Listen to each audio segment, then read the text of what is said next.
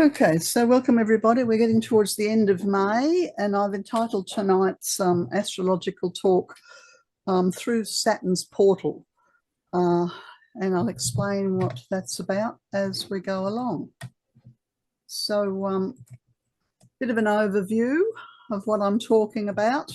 Someone can stop me if I keep talking after 20 to 8, please, if in case, so that we've got time for everything. We're talking a little bit about the planet Earth and incarnations on Earth and what they're all about. And of course, Saturn's entry into Aries. Very brief look at the Australian perspective and the Palestinian siege that's going on. Then I'll talk a little bit about the Saturn-Neptune conjunction. And this is Neptune's in Aries, been there a few weeks now, I think, and Saturn moves in on the weekend. And together they're at the very beginning of Aries, very momentous placement astrologically. And I'll look at 4 charts very briefly with all of them. The Israeli chart, Benjamin Netanyahu's chart, Donald Trump's chart, and Pope Leo. And that's pretty well all I'm going to do. Okay, so let's get going. So most people would know that on Earth, on the scheme that we're living within, we have human evolution. And not everybody on Earth is equal. Much as we would like to consider that all humans are equal, the fact of the matter is that there are different levels of consciousness on Earth. And from an esoteric point of view, it's important to understand that the planet Earth, the Earth we're living on, is one of the non-sacred planets. There are seven sacred planets in our solar system and 3 non-sacred ones. And the non-sacred ones are Mars, Pluto, and Earth. It's pretty easy to understand why the Earth is non-sacred. We kill each other.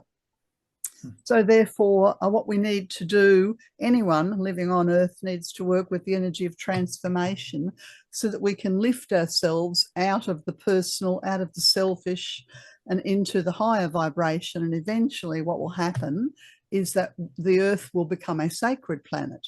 We don't know how long this is going to take. Let's hope it's in the next couple of 100 years. Okay, so bearing that in mind, and also bearing in mind that it is a planet where the main game from the spiritual hierarchy's perspective is just to see how we go with the experiment of free will. Yeah, what happens when you give free will to humanity? How do they use it? Do they use it for the betterment of themselves and of others and of the human, the animal, the vegetable, the mineral kingdom, all of that? So we are living in the most enormous experiment. Now, the free will, when you give that, and free will's, well, it's connected to Mars, it's connected to the non-sacred planets, Mars, it's connected to Pluto, and it's also got a great deal in the natal chart to do with the moon. And it's hard to explain why, but they're planets that the ego can freely use and easily use. So, of course, when you're looking at what's happening on Earth, you have to understand that we have these different levels of consciousness and that some people are being driven by the ego and they're making choices and decisions out of their ego. And the reason for this simply is depending upon the age of the soul. This is nothing new to anyone. Some people on Earth are asleep. We might think of that as ignorant. Some people are active, waking up their soul energy, actively involved in healing and becoming the best versions of themselves. Other souls, and there are many more people who are asleep or ignorant than there are active and healing, and there are a smaller cohort again who are dynamically free of the influence of the ego and are therefore working with soul infusement. Okay. Another important thing to understand when you're looking at what's going on the planet is to understand that there are certain tests and trials and tribulations that humans have to deal with. On the physical level, this is sex and physical comfort and money, and these are integrally connected to the first decan of the sign of Scorpio. and they govern the tests on the physical level. And then on the emotional level, we have fear, hatred, and ambition. And this is the second decan of the sign of Scorpio. And then on the mental level, because as humans, we're componently made up of the physical, the emotional, and the mental. And on the mental level, we have the tests of pride, separation, or cruelty. These are sometimes known as the 9 heads of the Hydra. And they are connected. They're the tests, the major tests for humanity on Earth, particularly connected to Scorpio, because Scorpio is the sign that frees us from our ignorance and all these various fetters where we can throw it off and purify ourselves, and eventually the soul wakes up. So they're the sort of issues that we're dealing with as individuals, and that nations are dealing with, and the whole planet's dealing with those issues. And then the other thing to bear in mind when you consider the evolution on Earth is that there's different types of karma. And I'm talking here about, we do have positive karma and the negative karma, but I'm talking here about the negative karma primarily, because that's what holds us back. We've got karma that we've created in the past. Some of it is quiescent, sitting sort of under wraps, not really active. Some of it's been stirred up and is very activated, and some of it is emerging or in the process of cleansing. And then the other kinds of karma that we have is national karma, racial karma, cultural karma. And this is an extremely complicated subject, which I know very little about, but you know, the reason I'm talking about this is because this talk is focused upon the planet Saturn. And Saturn is the planet that, to an astrologer's eye, will tell us what's the weight that we're carrying, what's the karma, what's quiescent, what's being cleansed, which fetters might be dealt with, and what age is the soul, and what age is the person on a biological level, you know, from sort of 0 to 70 or what have you. So astrology is an extremely useful tool for the inspecting of one's own shadow and the identifying of where the soul light is within our lives, so that we can support and facilitate it.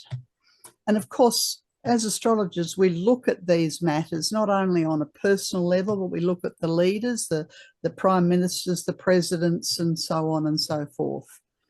Now, on the soul's perspective, and primarily, as I said before, the majority of people who would be interested in this particular group would be people whose souls are actively involved with the dynamic path of healing. Yeah, we're not asleep or ignorant. We're not yet free to operate separate from the ego. So as a soul, we make decisions and choices. And these decisions and choices are connected to qualities that we've developed with, and I've just listed a few here: compassion, forgiveness, intuition, dispassion, harmlessness, service. Yeah. So it's a very complicated matter. And of course, we need to understand how old is the soul? How much evidence do we have that the soul in us is actively serving and working in the world? We can see it in our charts. We can see it in the actions that we take, the life that we've lived, how much karma we've neutralized. All souls work much better in groups than they do individually. And then, of course, the karmic conditions, the karmic agreement that we made at the beginning of the incarnation is very, very unique. And so we are under our own individual patterns, under our national patterns, the racial and the cultural. And all of this comes under the watchful eye of the Board of Karma. Okay, and the purpose of life on Earth is to learn to love and to operate from love and to live a life filled with love and to rise in love that's free of personal gain or conditions. Now, this is the goal, that is the purpose, but the wild card is that we have our free will, and this little diagram down the bottom here, it's just an attempt to show you that there are 3 different groups of humanity: the asleep or the ignorant, the in the process of healing themselves, or those who are working dynamically with the light of the soul. And if you understand this, which is basically pure theosophical perspective, then it's easier to find acceptance when you see decisions being made out of ignorance or such like. Okay, so let's talk about Saturn, the planet of karma, entering into the sign of Aries. This is 0 degrees of Aries. Now, if you think about the zodiac, it's a circle and it starts at 0 and it goes around to 360 degrees. So 0 degrees Aries is where Saturn, the planet of karma, will be on the 25th of May, 2025. That's Sunday, I think. It's a weekend. Excuse me. And it will take until the 13th of April, in 3 years' time, for it to move through the sign of Aries. So I look at this and I think, well, okay, we've got a lot going on the planet at the moment. We have crisis everywhere, and we have Saturn, the planet to do with the individual, the national, the racial, the human karma, and we are potentially entering a new cycle, the Aries cycle, and we're under the eyes of the Board of Karma. So between the 25th of May and the 2nd of September, Saturn's going forward, what we call direct, yeah? And then 2nd of September, it moves into a retrograde motion until February. Now, the difference is that when the planets are going forward, and this is from the perspective of Earth, then we have freedom to move forward, hopefully making good decisions with our free will. And Aries has a great deal to do with free will. When the planet moves or appears to move in a backwards motion or retrograde, it's meant to be a time of contemplation. Were the choices that I made, how I used my free will between May and September, was that a good idea? Is it working out well for me? Do I need to rethink it? So everybody on Earth needs to be a bit contemplative between September and February. And then around the 20th of February, Saturn and Neptune are in exactitude. And astrologically, that means they're at exactly the same numbers, and I think it's 1.5 degrees of Aries. But they're within orb, basically from the middle of 2025 through until probably the spring of 2026. And so I'll talk a little bit more about that further down the track, what it means when Saturn and Neptune are together in Aries. And then when we get to March 2027, they reach a very important point, which we refer to as the cross quarters, and that's the 15th degree of the cardinal signs. And I'm not going to say any more about that now, but these are dates for the couple of years ahead. Conjunction to the Sun on the 8th of April 2027, and Saturn squares the nodes in 2028, March 2028. So there are significant hallmarks and crossroads that are arrived at over this 3-year period as Saturn moves through Aries. But it's this first couple that we're interested in at the moment. Okay, let's continue on. So, as I said, Saturn is the Lord of Karma. Now, remember I talked about the 3 different groups of humanity, those who are operating primarily with the realm of spirit and soul and not hampered by the ego. So it's a very, very small group of what we might call the holy ones. And the way they use Saturn in Aries is to systemically restructure everything. The land, the oceans, it's a restructure of the what we call the 7th ray, the physical levels of Earth. And this is because the holy ones are making decisions based on the choices that humanity have made using their free will and how that's affected national, international, and racial karma. And so they're working with the 7th ray. For those who are working to make a deeper connection with their soul and heal themselves, then our task is to come from the heart.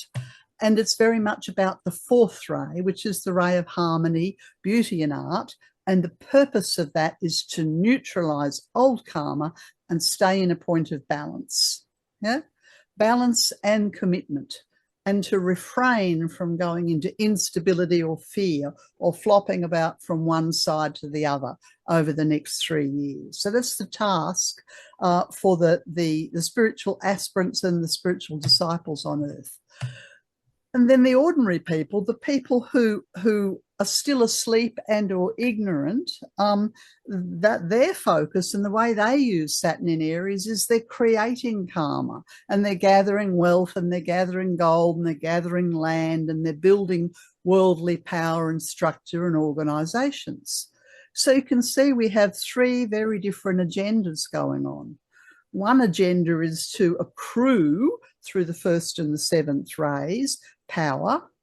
The agenda for those who are operating, trying to heal themselves, is to maintain balance and stay out of fear and to keep cleaning up their act, whereas the holy ones are working with an overview and a restructure of the planet. Okay, let me just find my little pointer here, and let's have a look at the chart. So this is the chart, and I've cast this for Canberra. 25th of May, so yeah, it is Sunday when Saturn moves into Aries. So you can see here, you see Saturn, naught, Aries. Yep. So that's Saturn in Aries, and there's the Neptune just a little bit ahead of it, 1 3/4 degrees. Yeah, so we've got 2 planets in Aries, and let's talk a little bit about them. As I said, Saturn's to do with decisions and karma and how we use our free will. And Neptune is associated with the inauguration of a new spiritual epoch. And then we have 2 other planets, Venus in Aries and Chiron in Aries. Yeah, so we have quite a lot of Aries going on. Now, in the Australian chart, all of this Aries is falling in what's referred to as the 7th house. And generally speaking, that means that there's a whole lot of things that are happening from other people that are impacting us. And so Australia really has a bit role to play on the international world's. Yeah. That's someone else wanting to come in there. Now, up the top of the chart. So, and of course, when you look at Aries, you must look at the planet Mars, right? So let me see. And here's Mars over there in Leo. And the Mars is relatively quiet in this Saturn ingress chart into Aries. There's really only a couple of aspects. There's a trine. See the blue line that goes across to Venus. Now, when Venus is in Aries, it tends to foster a certain degree of selfishness. So it's very easy to be selfish, whether that's you're an Australian or you're an Israeli or whatever. The other thing that's happening is the dotted line that goes from Mars down to Saturn. So you see, Saturn's asking us to be very wise and considerate how we use our free will. But when Mars is in Leo, there's a tendency to want to take center stage. That's what the ego wants to do. So a person who's being driven by their ego wants to be in the center of everything. Whereas somebody who's got a soul connection, this is a striving to be more compassionate, because the compassion is associated with the sign of Leo. Yeah. Okay, and then up the top we have Jupiter in Gemini with this square. We've talked about this in the last couple of meetings, this sort of square to the nodal axis. And, you know, on a soul level, the purpose of life on Earth is to recognize that we are one species, one family, one humanity. But the tendency to separate and to make us right and them wrong, and to separate on religion or color or wealth or whatever, is very great.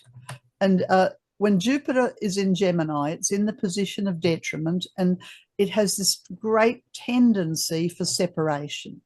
So the challenge is not to separate and say, well, I'm all right, don't worry about somebody else. I've got a house, they haven't got one. I've got money, they haven't got it. I've got food, they haven't got it. But to find a point of compassion and unity. So I look at the Jupiter here in the Australian chart and I think, okay, well, who is it in Australia who's falling through the cracks, who's being pushed to the outside and for whatever reason feeling that they're not included and they're separated?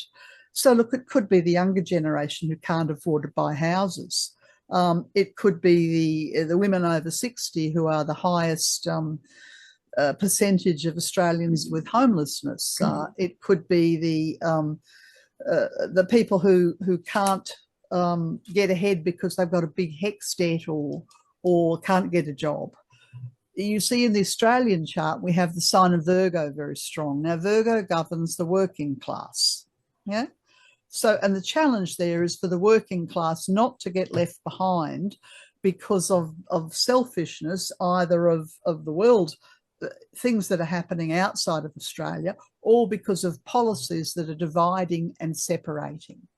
And I know in the last few days there's been a fairly big separation between the National Party and the Liberals. They're going, okay, well, we can't agree and we don't want to form a coalition anymore.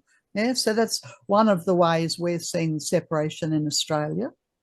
But the other thing that's happening is that Australia's always allied itself since the Second World War with the United States. And now I think what's happening is that our government's kind of second guessing that and going, well, really, who are our friends? Should we be friends with the Americans?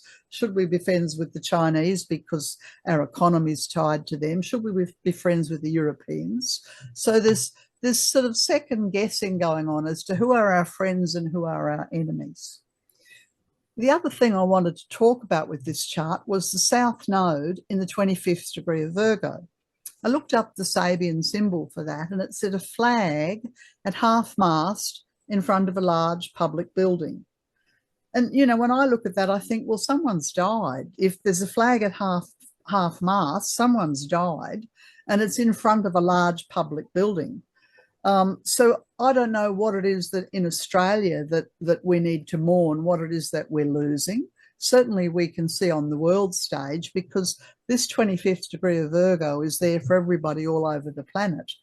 And there's a lot of death and a lot of chaos. And I suppose the flag being in front of the large public building, it sounds a bit like a parliament.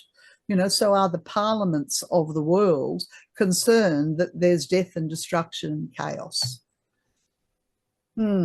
Okay, I'm going to leave that one and go on to the next chart. Now, what the next chart that I want to talk about here is the Declaration of Independence for the State of Palestine. And there's a few different charts, and astrologers sometimes differ as to which charts they use when they're looking at different nations. But this one here is the 15th of November, 1988, and in fact this declaration occurred not long after midnight in Algiers in Algeria. So I just wanted to point out a few things in this chart.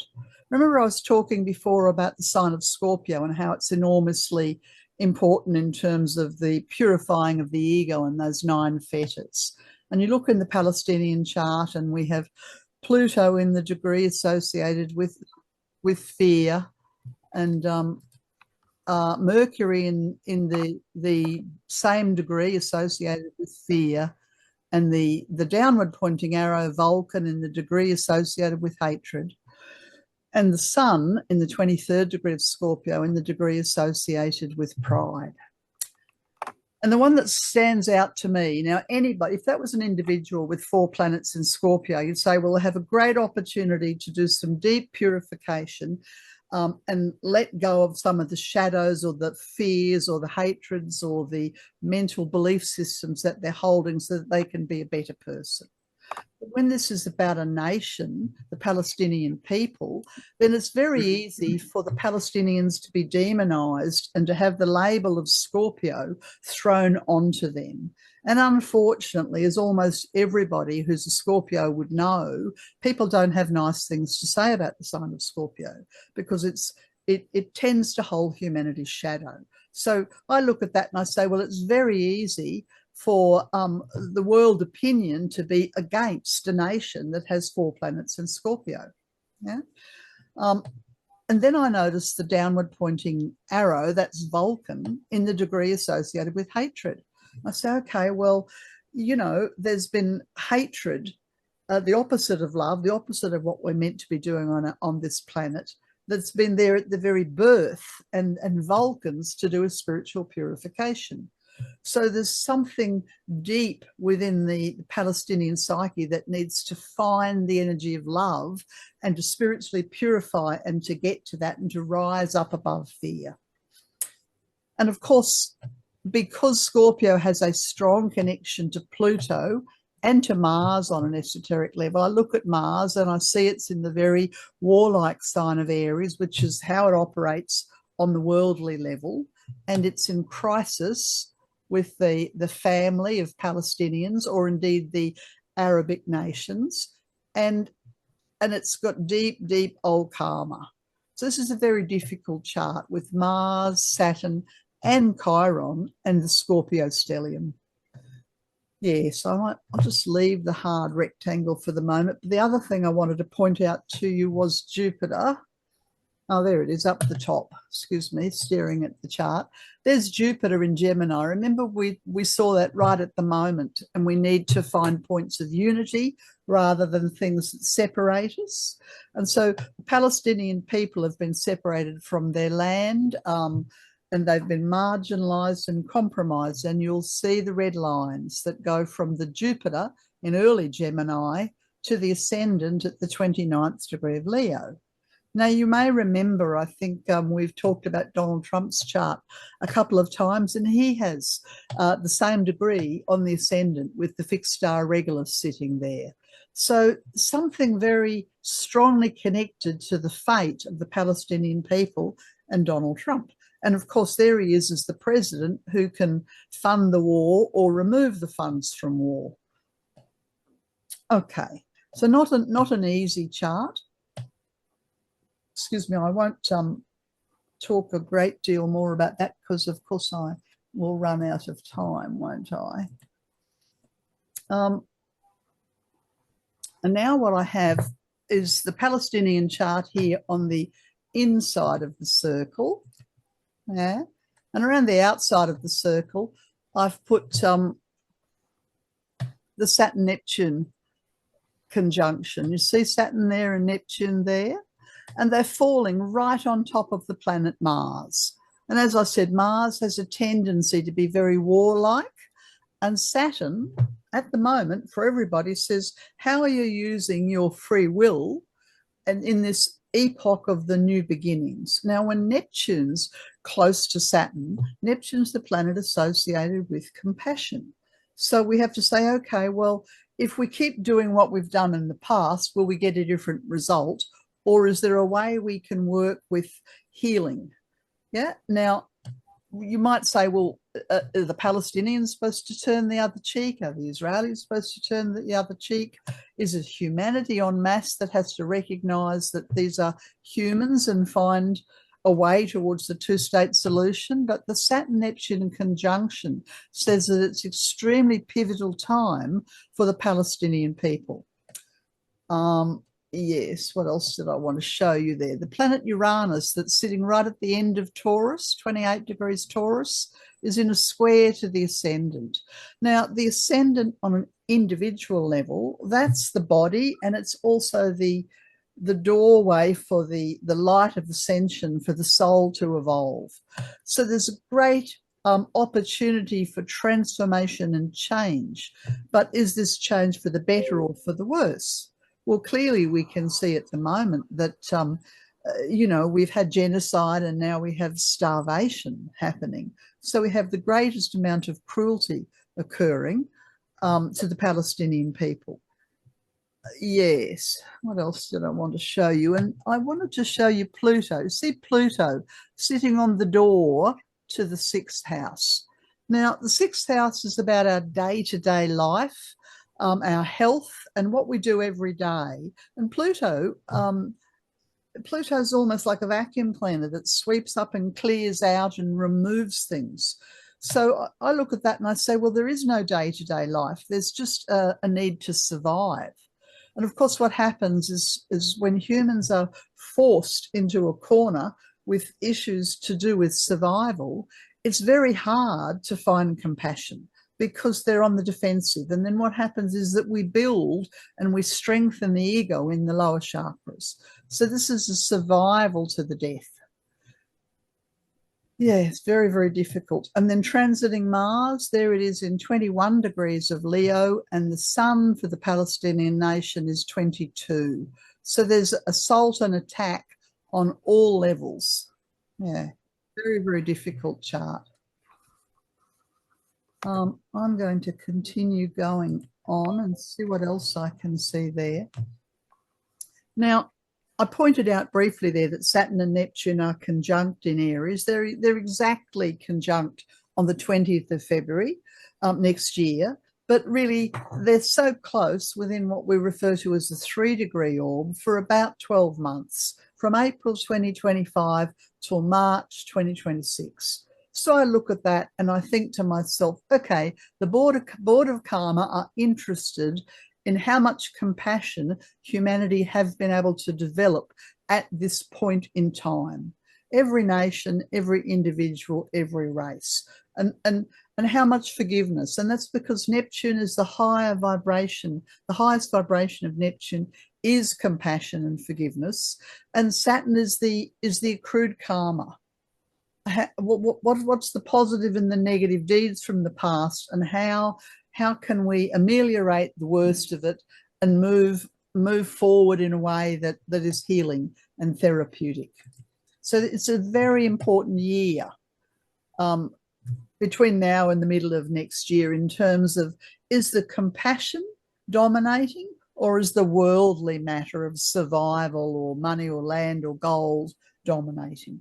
Now, the last time Saturn and Neptune were together, and they come together every, I should know, is it every 30 years? But the last time they were together in Aries was 1703 to 1705. And, you know, there were wars happening in Spain, Sweden, Japan, and France. Religious wars and religious persecution, well, we still have that. So here we are 3 centuries on, and the question really is, have we learned anything in 300 years? There was a movement away from the power of religion, towards science. And now science and technology would say, well, we've reached the epitome, we've reached the zenith. But I ask the question, is that a good thing?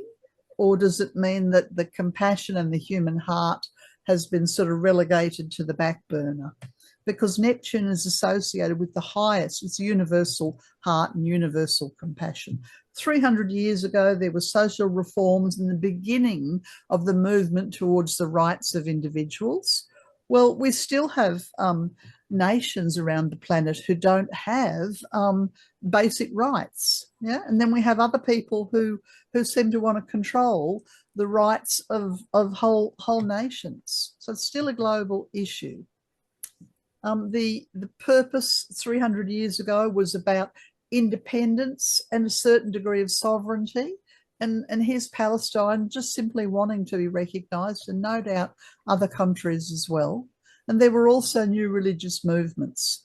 And at the moment, I think what we have is that people are so disenfranchised with organised religion that what's happening is we have a rising up of the human social conscience on an individual level. So we don't have to give the power of religion or forgiveness to the priests or the church. We are responsible for holding that up within our own hearts and making choices based on that. And there was also religious revival of the institutions. And right on the time when Saturn and Neptune are in the conjunction, we have Pope Leo coming in. And I do find it interesting that the name Leo, and I don't know why he's chosen that, is associated with the heart and with compassion. So it remains to be seen, but I sincerely hope that he can epitomise that. Because this is what we've got at the moment. The worst inhumanity for the last 70 odd years happening under our noses. And finally, just literally in the last week since the Sun-Uranus conjunction, various nations have been one by one saying enough, stop, enough. You know, it started out with Spain and Ireland, France and Italy, and all the way through, and now we've got 22 and more, and even I think the UK and Australia are going tut-tut to Israel, but it's taken, I don't know, is it 2 years, 2.5 years, to stop blaming the Palestinians or looking the other way, projecting the human shadow onto them, but rather saying, okay, how do we work for the humanness? Okay. I'm definitely running out of time here. This is the chart for Israel, and I wanted to point out, very briefly, I'll point out the Scorpio energy, because the Scorpio is the key to the transformation of the ego. So there's the past life point in the degree of hatred. Well, we saw Vulcan there in the Palestinian chart. So there's hatred on both sides.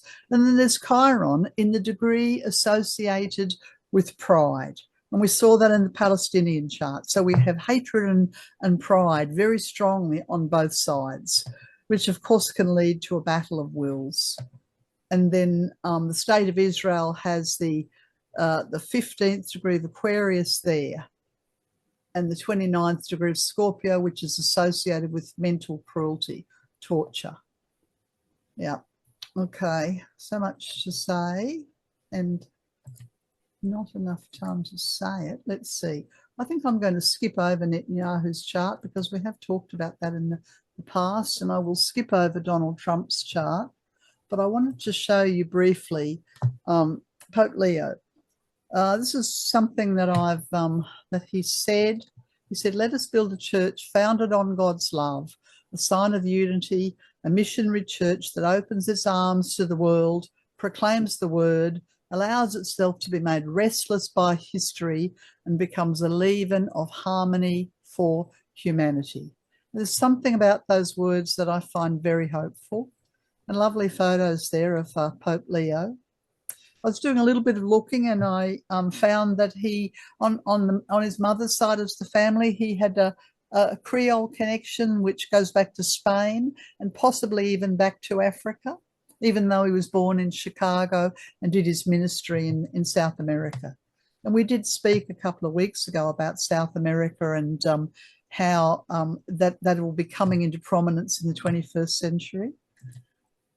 Yeah, and thus far, very early on, he has been speaking for immigrants, and he's put his hand up and said, I can negotiate for peace.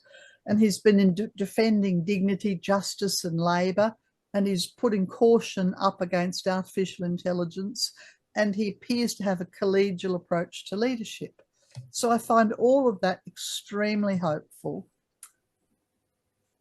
And I suppose it remains to be seen. But let's just have a very brief look at his chart before I hand it over to Zachary.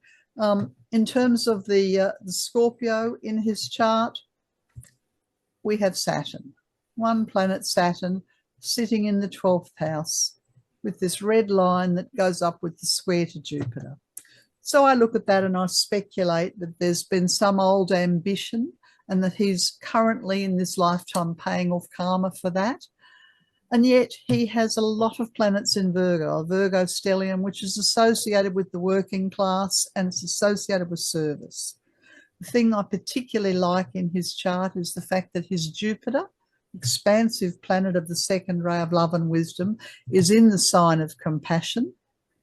And it's got a very beautiful trine to his north node.